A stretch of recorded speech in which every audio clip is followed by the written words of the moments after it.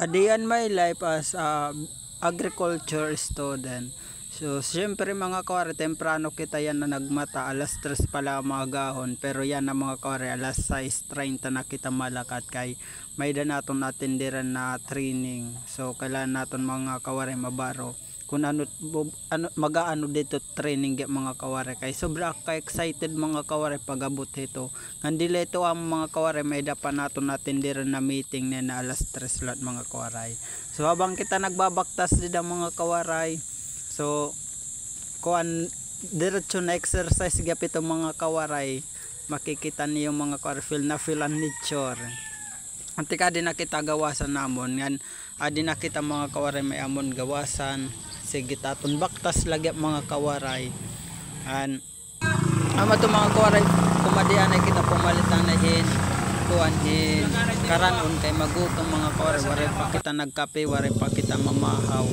And solo to bigod lang mga kawaray ngan tikat na kita mga kawaray at terminal ngan adi na kita nakasakay ngan finally mga kawaray adi na kita didihan ubuhaton na training and venue.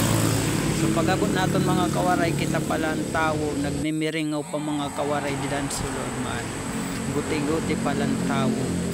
Naman to mga kawaray nagkandakanay kami hin kuanin dem in actual kumadtuan kami hin field dito mismo bubuhaton ng actual ng pagpaalo pa din drone lukba mga kawaray. So shoutout tak mga class mga kawaray adihira mga kawaray. Kaupod ko syempre mga kawaray. Shoutout kan konsihala. Han sobra gud na enjoy ako mga kawaray kay damon ako nabaron hini na training, damon ako na experience, damon na grabe mga kawaray di ko ma-explain tak kalipay na involved akin ni na training ni na kuan na demo. Saka mayroong mapa, no? Hindi maka-stray doon pag walang mapa. So kadang umaga, nag-mapping kami dyan. Gamit rin yung cellphone, no? Kung saan, hanggang saan yung lipad ng drone. Saan niya yung talagang exact place na doon siya mag-apply. Okay, so... Oh, iba kan Rico po ang.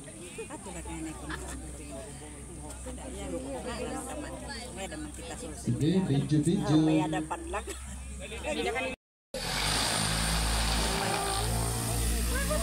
Malapos ka doktor ito.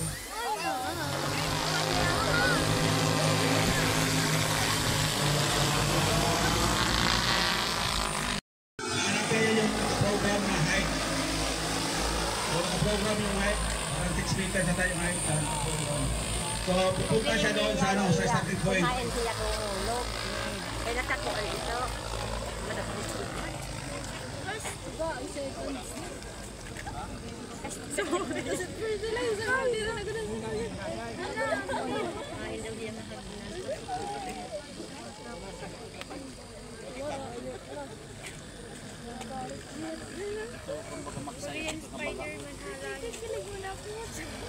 Kunti lang yung binubugan niya kasi naka 50 kilos na rin para tayo.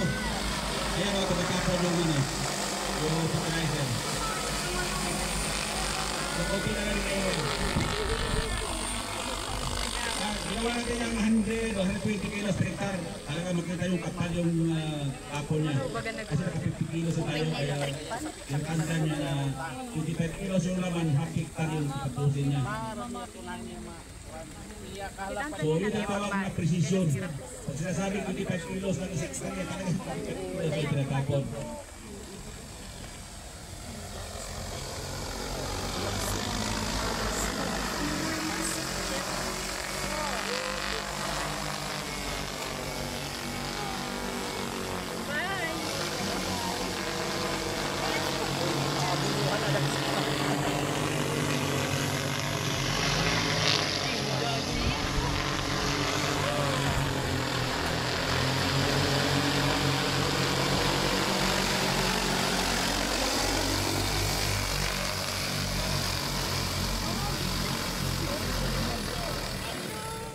Wala ginawa yung pilot, umapak.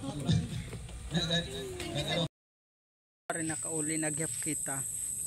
So makapoy gyap mga kore kay duhagod na kuan na naton na event na naton ging kadtuan na training and meeting nga natong ginkadto ang yan na whole day. Agay pagod pa kita kumadto kanin mga 6:30. So gad tapos sa kauli kita nung nadituras mga 5:45 net kulo pliwat. So makapoy ngan mapiraw. So mula na ito mga kawaray, thankful talaga ka Ginoo kay in-guide niya ako bugos na adlaw. Naman ito mga kawaray, damugod na salamat nga nayaw niyo kangalimti pag-follow and share. Damo nga salam mga kawarayan, always God bless. Bye bye.